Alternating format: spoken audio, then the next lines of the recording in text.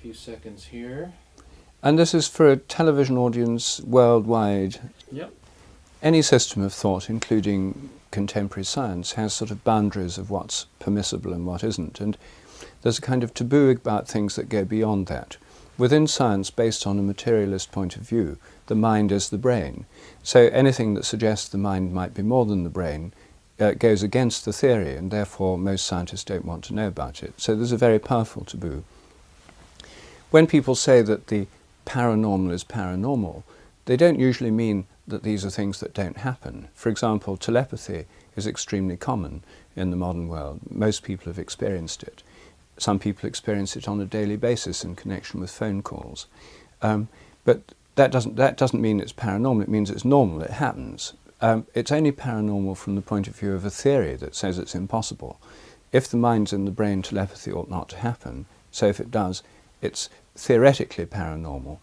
In actual fact, it's normal. Scientific materialism is the belief that the mind is nothing other than the brain. Mental activity is brain activity. All our consciousness is inside our head. And in fact, most people would usually assume consciousness is confined to a small layer at the top of the cerebral cortex.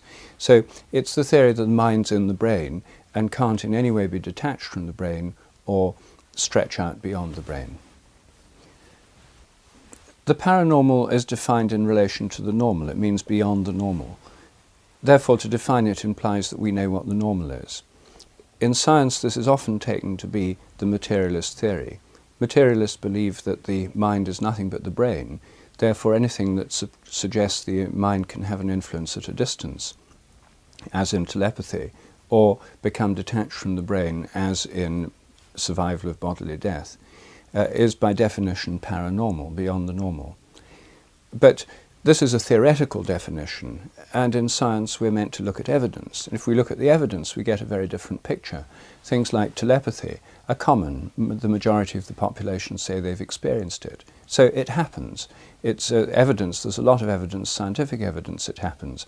So it's normal, not paranormal. It's only paranormal from the point of view of a particular theory. And science isn't committed to particular theories. Science doesn't have to adopt the materialist ideology as its basis. Science is a method of inquiry where we can find out by looking at evidence and constructing hypotheses and understand the world better through proper investigation, not dogma. The only way to find out what's really going on is through investigations. If lots of people have had an experience of a particular kind, then we could say it's normal for people to have this experience. How we explain it is another question. Then we need to investigate that by science. One of the problems with research in this area is that because of the taboo, there's virtually no funding for this area, so there's very little research. Now, the funding is decided by central committees of scientists, and they reflect scientific prejudices and consensus values. It's partly a political question, and I think in a democracy, a certain percentage of science funding should be spent on research that actually interests voters. At the moment, it's all decided by small committees of science establishment people and representatives of big business. But there's no reason why in a democracy some scientific research shouldn't reflect people's interests. There's no doubt that a great many people are really interested in these questions of survival, of the existence of psychic phenomena, and so on. And if science funding reflected the interests of the population, then a huge amount of money would go into these fields rather than none. Science is not committed to any particular ideology or worldview. It's a method of inquiry. There's a dominant materialism in science that grew up in the 19th century. It's become part of the culture of science, but it's really a dogmatic belief system rather than a testable theory. Things that don't fit in with it, the evidence against materialism, like a lot of the evidence for psychic phenomena, is simply dismissed or treated as taboo. So it's really a matter of maintaining a belief system, and that, in my opinion, is extremely anti-scientific. Science is not about dogma, it's about investigation. Theoretical frameworks are helpful, but we don't have to have a theoretical framework for phenomena we don't understand. We find out about them by investigating them. And people had, they were investigating fossils before Darwin came up with the theory of evolution. They had various theories, but they weren't very solid ones. Some people thought they were left by the flood and so on. we investigate a lot of things in science, like quasars in cosmology, whose nature is unknown. And if you said you can't investigate anything unless you understand it, science would never have got off the ground in the first place. Superstition is really believing something on the basis of a habit, a cultural habit. You're told about it, you go on believing it, even in the absence of any evidence. Well, I would say that in some ways the materialist dogmas of science are a kind of superstition, a belief that anything that doesn't fit into this way of thinking can't possibly exist. It's a kind of anti-superstitious superstition.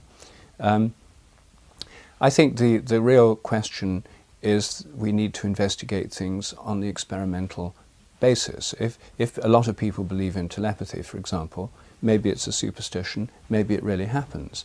The only way to find out is to study the phenomenon and find out whether it happens or not to adopt the view that it's a superstition, a prejudice against it, and then close off any inquiry. That way we find out nothing. We remain trapped in our belief system.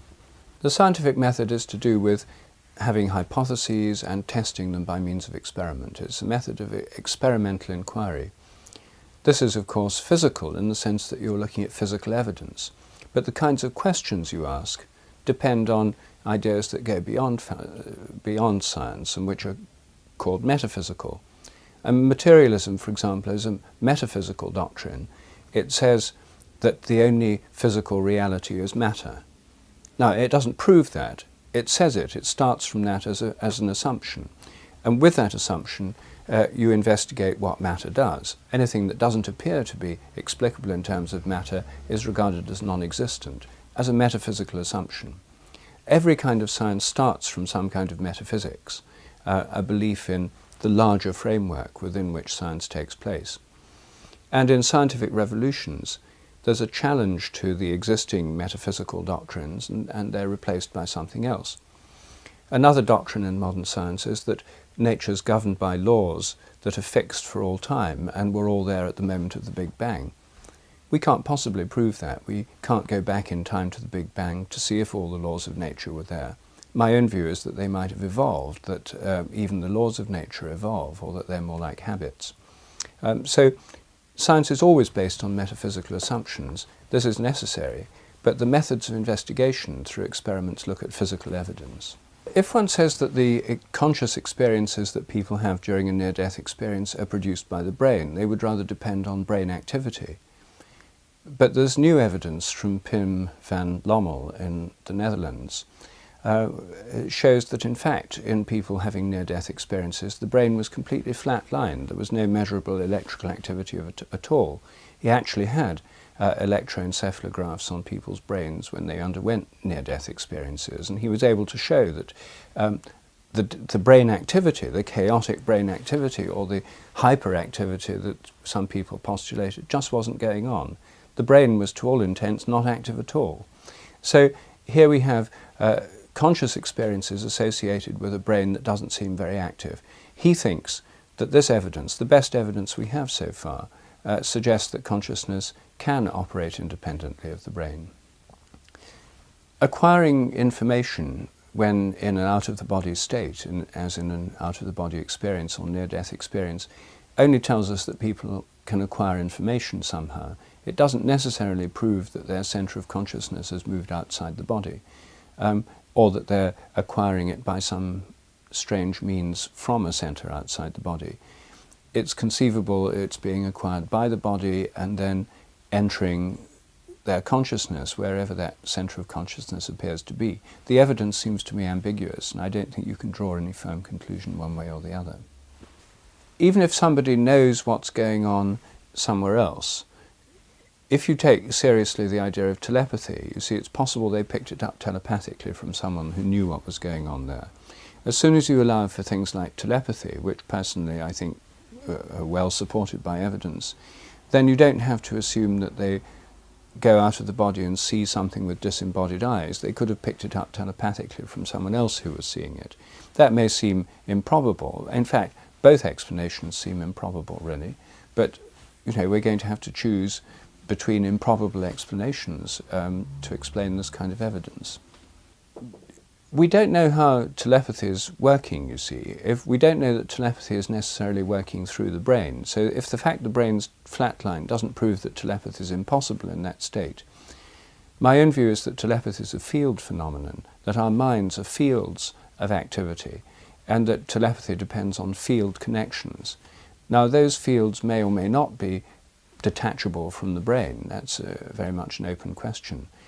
But one can't say that the telepathic acquisition of information has to depend on a functioning brain. I mean, we just don't know. We're in the realm of the unknown here. I think that telepathy tells us that our consciousness is not simply confined to our brains, that there are links between people at a distance which enable information to be transferred. I've done a lot of work on telepathy. I think the evidence is extremely strong. It shows the mind is more than the brain, and it implies that the mind is like a system of fields that project out beyond the brain, just as a cell phone has invisible fields that go beyond the surface of the cell phone, or a magnet has fields that go beyond the surface of the magnet. So I think our minds extend beyond the brain. Telepathy is consistent with a field theory of the mind, but in these examples, telepathy is still rooted in the brain. Now, near-death experiences and out-of-the-body experiences rather suggest that the centre of consciousness can be detached from the brain. If telepathy is a system of fields, then the question is, can these fields leave the brain and be sort of free-floating in space? Now, that's quite a big jump, and I find it rather hard to know what to think about that. I'm perfectly happy with the idea of fields extending around the brain to explain telepathy, which is a much less challenging phenomenon than these out-of-the-body experiences or evidence for communication from the dead. Telepathy is, pretty close to ordinary kind of scientific reality, in my opinion, and relatively simple to understand. These things go much further and are much more challenging, and I honestly don't know the answer. I'm never quite sure what people mean when they say consciousness is non-local. I think consciousness is located normally in our bodies. I mean, we have a point of view which is normally located inside our bodies. My point of view now is based on where I'm sitting. It's not distributed at random anywhere in the universe. It's centered here. I can have non-local interactions. If I have a telepathic communication with somebody in Australia, then there's an influence that doesn't seem to be dependent on distance or locality that passes between us. But that person is also localized in a particular place in Australia. So you can have non-local interactions. And in physics, when people talk about non-local interactions, they mean that one thing and another thing can be linked at a distance in a way that doesn't seem to depend on how far apart they are. But these things nevertheless have locations. To say non-local in a general sense implies that it has no place, no locality. All our conscious experience has locality.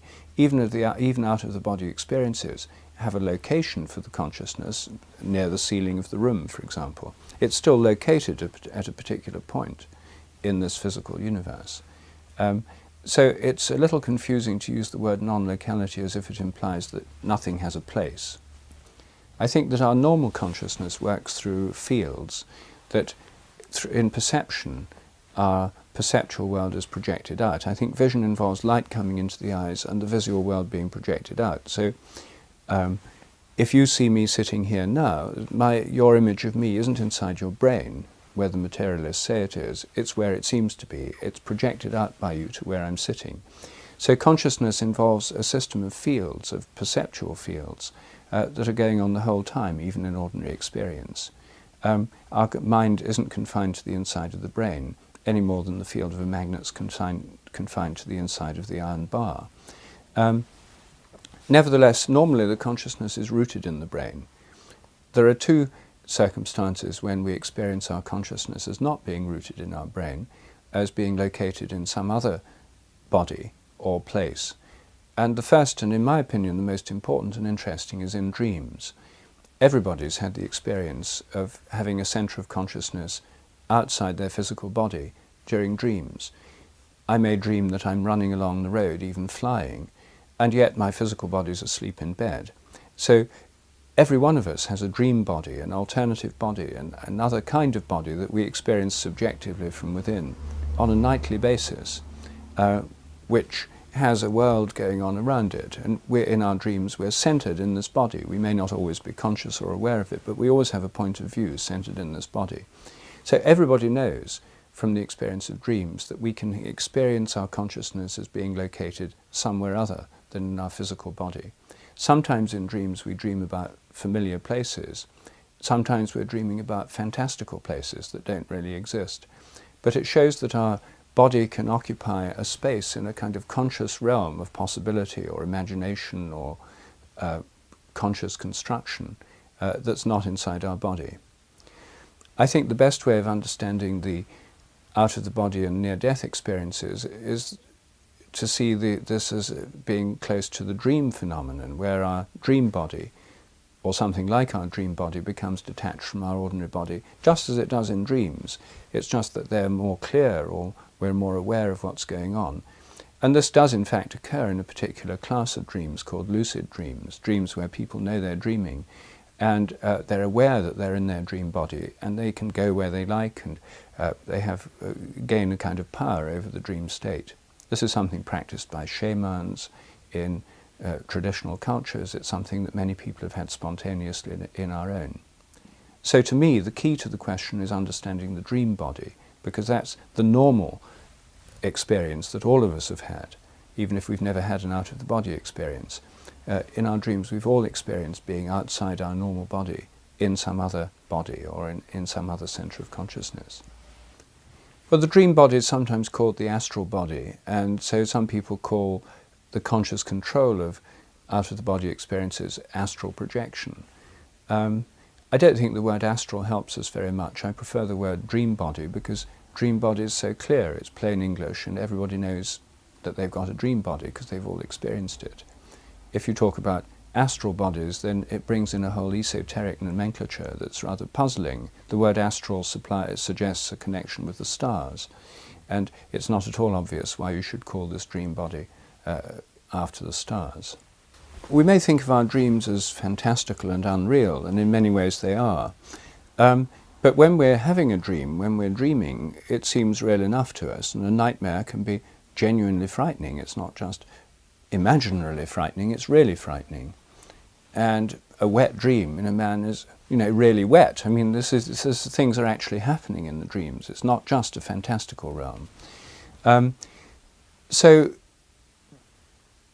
to dismiss our dream experience on the grounds it's not real is something we only do on the basis of a comparison with waking life. Now, say you float out of your body and you have a near-death experience, and this is like being in a dream. And say it's not a near-death experience, say it's a real death experience.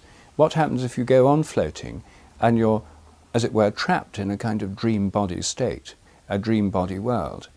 The difference from an ordinary dream is you can't wake up any longer because you haven't got a living body to wake up into. And what if survival of bodily death is rather like being in a dream from which you can't wake up?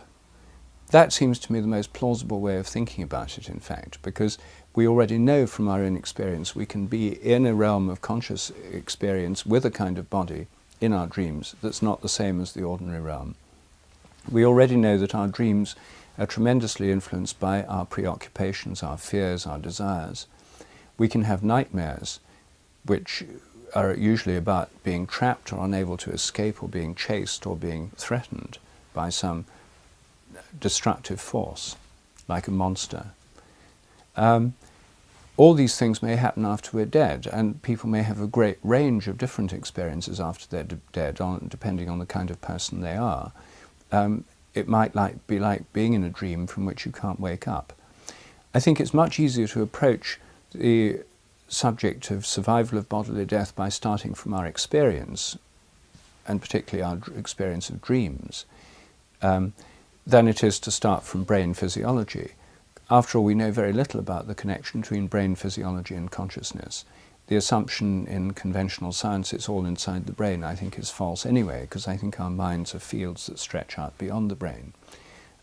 So starting from dreams, I think, is the best way of beginning to understand what might be going on in these various experiences. In trying to understand after-death communications and other kinds of influence from people who are apparently dead, assuming it's not just a matter of telepathy, for me the interesting question is looking at dreaming people. Can someone who's dreaming have an influence at a distance by visiting that place in their dream body? In a lucid dream, people can actually will where they go. They go and visit friends, they say they've seen things happening. And sometimes in those cases there are reports that people have seen them or felt a presence, or an animal in the room has reacted as if somebody was there. In other words, the projection of their dream body to a particular place, in what's sometimes called astral projection, does seem to have effects in that place in some cases. Now, perhaps such a person could even influence or even possess somebody in that place to start saying things or communicate through somebody or bring about even physical influences. I don't know. I think that that's the place to look research-wise, the evidence for people in lucid dreams being able to influence things at a distance. If they can, then we'd have, from the study of lucid dreams, the idea that a dream body can bring about effects under certain circumstances, can even be seen or have the presence felt by others. This would then be relevant to the whole question of a dream body theory of survival, because after somebody's dead, perhaps the same kind of thing could happen. They could appear in particular places, bring about effects, people could feel their presence. It might be that the ability some people seem to have to influence others or to have effects in particular places when they're in their dream state, in the dream body, is comparable to what happens after people are dead, the evidence for survival from communication through mediums and so forth.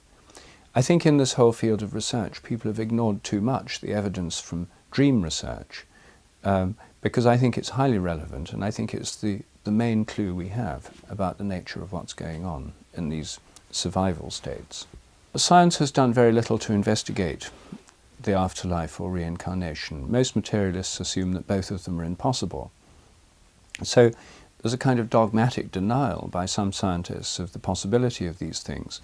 But I wouldn't say that was a scientific understanding. I would say that was a dogmatic, ideologically motivated dismissal.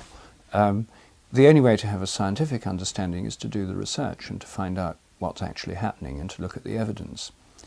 In relation to reincarnation, the best evidence is from Ian Stevenson's studies on children who remember previous lives. I think he's established beyond doubt that some children have memories that correspond to things that happened in previous lives that they couldn't have known otherwise. Now, that doesn't necessarily prove reincarnation. What it shows is there's been a transfer of memory. My own view is that we all tap into a kind of collective memory, and perhaps in these cases there's a specific transfer of memories from particular people. Maybe it's reincarnation, maybe it's memory transfer. And even if these children have been reincarnated, does that prove that everyone else has been and we've just forgotten all the details? Or does it mean that reincarnation, even if it is reincarnation, is a rare exception? Personally, I think it's an exception rather than the rule. And in Stevenson's cases, the previous personalities, the memories that were remembered, are highly non-random. They show the majority of the people were murdered and the others died violent or sudden deaths. So it's a particular category of people who seem to have past life memories, or at least a particular category of past life. So it may be exceptional rather than the rule. To distinguish between a transference of memory and real reincarnation in cases where people have memories from previous lives would be difficult. One way would be to see whether you can have two people with the same memories at the same time. And I think there are such cases. That would then argue against a reincarnation theory that said you have a kind of unit soul that goes from body to body. But I suppose reincarnationists could say, oh well, sometimes it splits up like twins and you've got and you can go into two bodies at the same time. So it's hard to find a conclusive experiment to distinguish between reincarnation and memory transfer. But it also leads us into philosophical questions. What is it that your personality is? You know, in Buddhist philosophy, there is no such thing as the core personality. There's just a bundle of memories. And you may have some memories from some person in another life, but that doesn't prove that the very essence of you has moved over from that other life. And indeed some schools of Hinduism, where reincarnation is widely accepted, say that what's moving from life to life is only a few memories or dispositions, but the essence of the self is not personal at all. It's Atman and Brahman. This is the ultimate principle. It's present in all people, and you can't really say that it moves from one to the other. One analogy they give is that if you have buckets of water and you see the moon reflected in the buckets of water, if you see it first in one bucket and then in another, it's not that the moon's jumped from one bucket to another. It's both of them are reflecting something that's beyond themselves. So even in Eastern philosophy, there's no clear, easy to grasp concept of reincarnation that would enable us to decide between memory transfer and reincarnation. So this leads us into very deep areas of philosophy as well as science. Some of Stevenson's most impressive evidence comes from these birthmark cases where people have birthmarks corresponding to wounds that apparently were usually to do with the murder of the previous personality. Here I think it shows that there are inherited influences that affect not just the memories but also the body itself. I myself think that the inheritance of body form takes place through a process I call morphic resonance. I think that, as well as memory, depends on a kind of collective memory principle. So even if there's a transfer of some features of a previous body, like birthmarks, where bullet wounds were, you could have a kind of body memory transfer. But again, that wouldn't necessarily prove an individual reincarnation theory. It would show that there was a strong influence from a particular previous person that's influenced both the body and the mind of a later person. A transfer of memories, but it wouldn't necessarily prove that they were that person. This really then becomes a matter of what you would believe on philosophical or theological grounds about what reincarnation is and what the essence of the person is.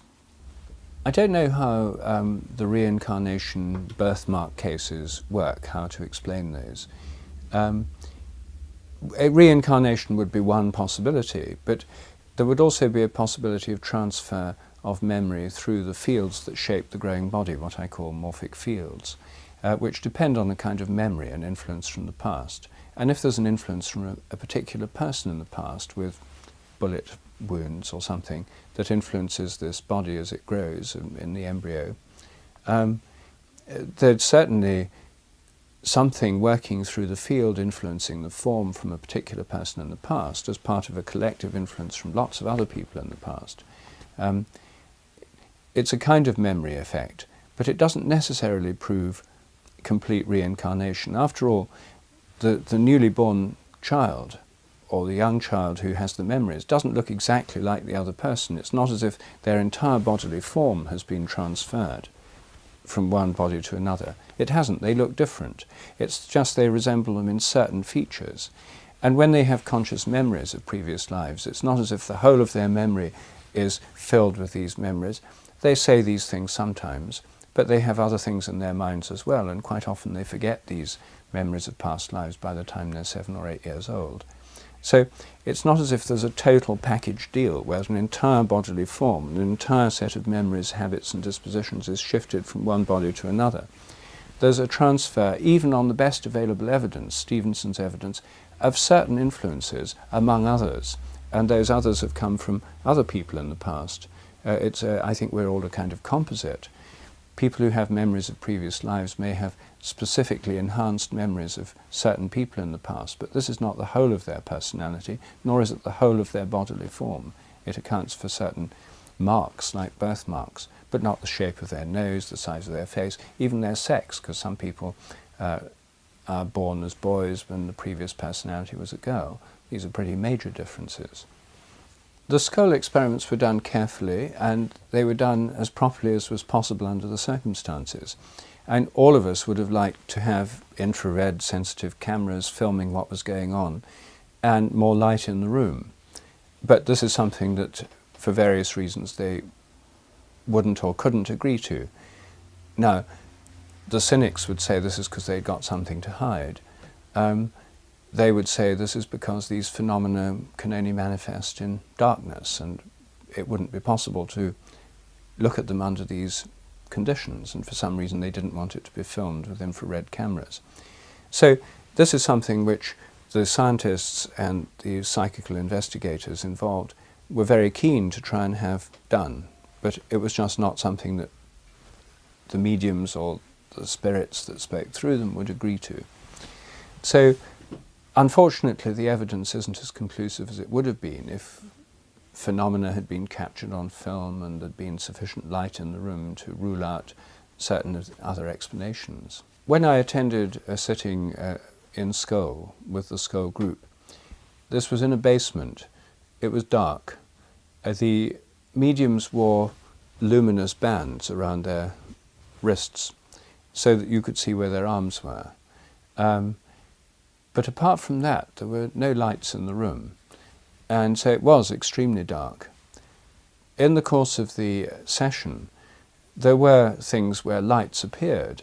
At one stage there were small lights darting around the room, and my mind was trying all the time to think of so-called rational explanations for this. I thought at first that the lights must be small light-emitting diodes suspended on the end of nylon fishing line type things. And I've more or less come to the conclusion that's what was happening, that they must have found some way of waving fishing rods around with these lights on the end. When the light came down in front of it, went pop, went through the table and came out the other side, and then floated up the other side.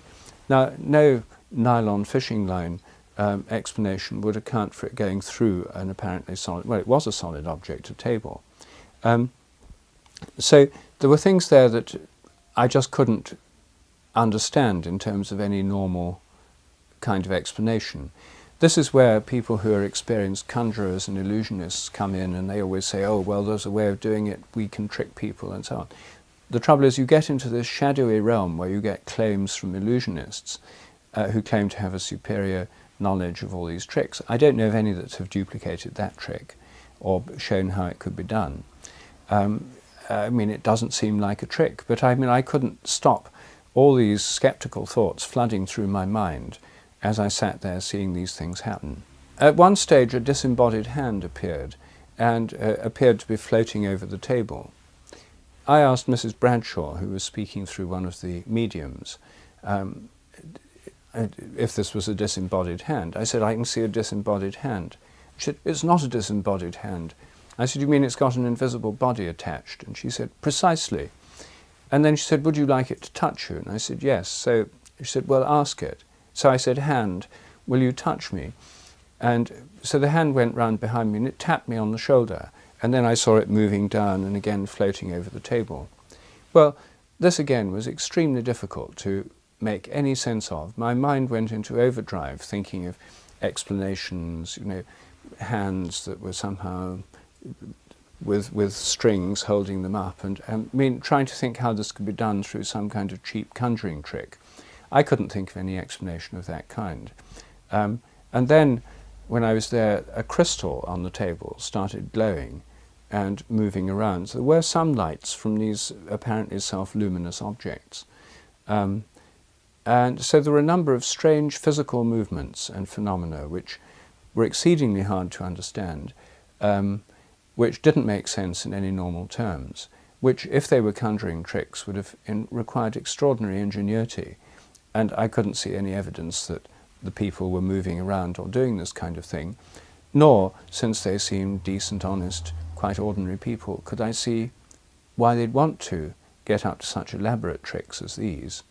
So I was completely baffled by the entire experience.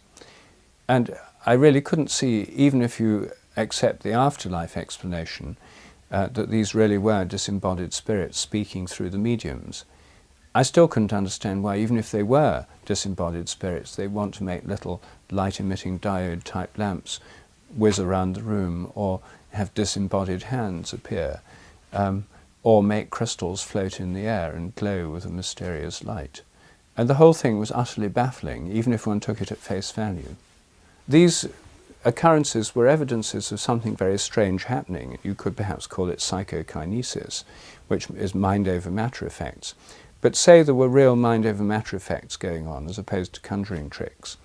Then then how do we know they were coming from the minds of the disembodied people rather than from the minds of the mediums who were sitting in the room? In poltergeist phenomena, disturbed adolescence typically can be associated with the movements of solid objects. I've investigated a poltergeist case in North London.